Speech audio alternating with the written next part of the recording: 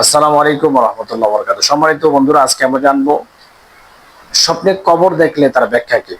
অনেকে জানতে চায় যে হুজুর, স্বপ্নে কবর দেখলে এর ব্যাখ্যা কি হতে পারে। আজকে আমরা সেই বিষয় সম্পর্কে আমরা বলবো। প্রথমত আমরা জেনে নেই স্বপ্নের ব্যাখ্যা কি। হাদিসে আছে স্বপ্নের ব্যাখ্যা তিন ধরনের হতে পারে। এক নম্বর, খোদ আল্লাহ সুবহানাহু ওয়া তাআলার পক্ষ থেকে বান্দাকে স্বপ্ন দেখায়। দ্বিতীয় নম্বর হলো মানুষ যা চিন্তা করে তা স্বপ্ন দেখে। তৃতীয় নম্বর হলো শয়তানের পক্ষ থেকে স্বপ্ন আসে, এই স্বপ্ন শয়তানে দেখায়। তো যাই হোক, কোনো মানুষ যদি স্বপ্নে কবর দেখে সেক্ষেত্রে ব্যাখ্যা কি হবে।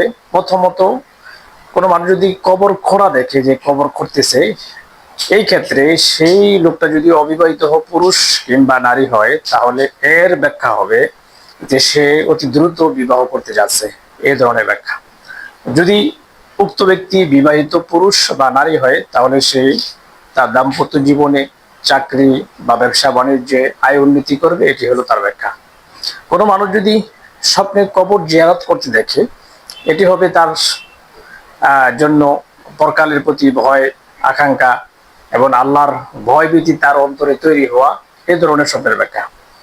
তৃতীয় নম্বর হলো, কোনো মানুষ যদি কবরে প্রবেশ করা বা কবরে শাহিত অবস্থায় নিজেকে দেখে, সেক্ষেত্রে ব্যাখ্যা হবে এটি তার পাপ মোচন বা পাপ থেকে মুক্তির আকাঙ্ক্ষা তামান্না, বা সে করবে বা পাপ থেকে মুক্তি চাইবে, এই ধরনের কিছু চাওয়া, যে তুমি পাপ থেকে মুক্তি চাও।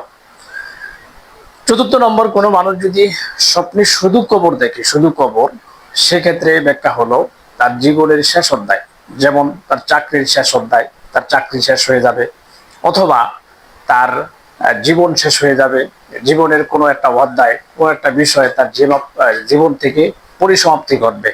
কোনো মানুষ যদি অপরিচিত কবর দেখে, যেই কবরের সাথে তার পরিচয় নাই, এমন কবর যদি দেখে থাকে, তাহলে তার ব্যাখ্যা হবে এটা মানসিক চাপ। এ হলো স্বপ্নে কবর দেখা, কবর ঘোরা এবং কবরে নিজেকে শাহিত অবস্থায় দেখলে তার ব্যাখ্যা। আল্লাহ তাআলা আমাদের প্রত্যেককে আমল করার তৌফিক দান করুক। এবং স্বপ্নে দেখলে আমরা বেশি বেশি ইস্তিগফার পাঠ করবো, আউযুবিল্লাহি মিনাশ শাইতানির রাজিম বলে। বা খারাপ স্বপ্ন দেখলে বাম দিকে আমরা 3 বার থুতু নিক্ষেপ করবো।